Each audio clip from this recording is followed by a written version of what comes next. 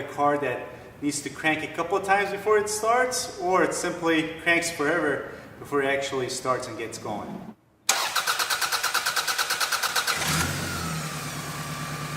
Alright, so the first thing I recommend you do is to, next time you get in your car and try to start the engine, to put in the key in the ignition and then just cycle it on and off a couple of times before actually you crank your engine.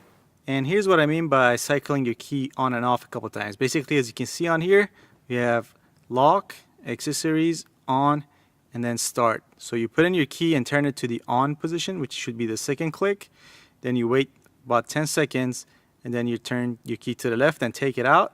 Wait another 10 seconds, and then you just simply repeat this step 2 or 3 more times. And then after the third time you cycle your key, you crank the engine, and if your engine starts right up, then that indicates you have a potential problem with your fuel pressure. And that's because when we were cycling our key on and off, we were basically priming our fuel pump, making sure there's adequate pressure from our fuel pump all the way to our engine. Now if everything is working properly, you shouldn't have to do this, because in your fuel pump, you usually have a check valve that whenever you turn off your car, make sure the pressure that's inside your fuel line doesn't drop below a certain point. Now before you go and change your fuel pump, there's something else that could cause the same issue, and that's your fuel filter. See, the fuel from your fuel pump travels through fuel line, goes through your fuel filter, then from there to your intake manifold, and then to your injectors and your engine. Now if you have a clogged or partially clogged fuel filter, that's going to keep away the necessary PSI of pressure you need in your fuel line to your injectors that would need to get your engine going. Now if you really want to narrow down your problem between the fuel filter and the fuel pump, I would recommend use one of these. And this is a fuel pressure gauge that's going to tell you exactly how many PSI of pressure you have in your fuel line. What you'll need to do is to insert your pressure gauge before and after your fuel filter, and then compare the readings, and if the reading after the fuel filter is a lot lower, that could potentially indicate a clogged or partially clogged fuel filter.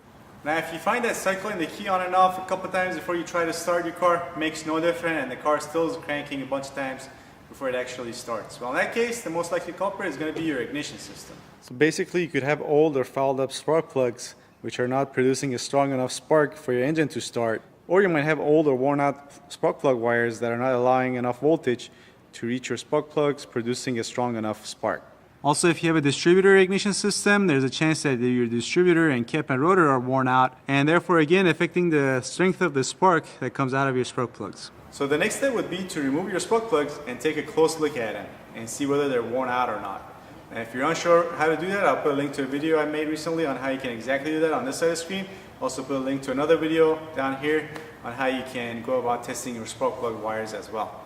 But it's a good idea if there's any indication that your spark plugs are worn to replace both your spark plugs and your spark plug wires at the same time. Now besides problems with your ignition and fuel system, here are some other things that could cause a hard starting condition. A dirty or clogged air filter is definitely going to keep enough air from entering your engine, therefore causing you to have trouble when starting your car. So you should go ahead and remove your air filter and then inspect it, and if it's too dirty, then you should definitely go ahead and replace it. Now besides a dirty air filter, a dirty throttle body or idle air control valve could also cause you to have a hard time starting your car. And if you feel like that could be your problem, then fear none. You can check out this video. I put a link to it right here.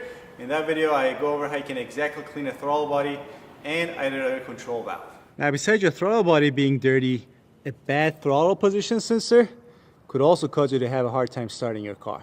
Also another sensor that could cause the same problem is a MAF sensor, which if your car is equipped with, either goes right on your air filter box or on this air tube that goes from your air filter box to your intake manifold.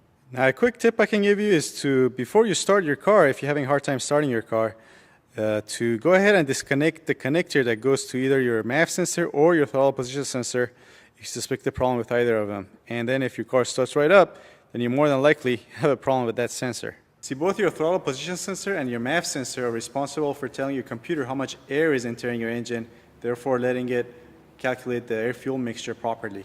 And then what happens when you remove the connector from these sensors is that your computer goes to some preset parameters regarding the signal that it's supposed to receive from these sensors. And then if your car starts easier, then that's going to indicate a problem with one of these sensors. Now obviously removing the connector from these sensors is not a bulletproof testing procedure for these sensors, but there is a way that you can just by using a simple multimeter that you can buy for a few bucks at your local auto parts store, test these sensors. And yep, you guessed right, I have a video on how you can do that. I'll put a link to them on this side of the screen again for you to check out as well. There'll also be links in the description box down below. Alright, so I know that was a bunch of sensors and different components that could affect the heart starting condition, but if I had to go from the most likely culprit to the least likely, I would say start off with your spark plug wires, distributor cap and rotor, and then from there dirty air filter to a dirty throttle body or an idle air control valve. Alright, so that should cover it for this video. Hope you liked the video. If you did, please give it a thumbs up, subscribe if you want to see more like it, and I'll see you next time. Thanks for watching.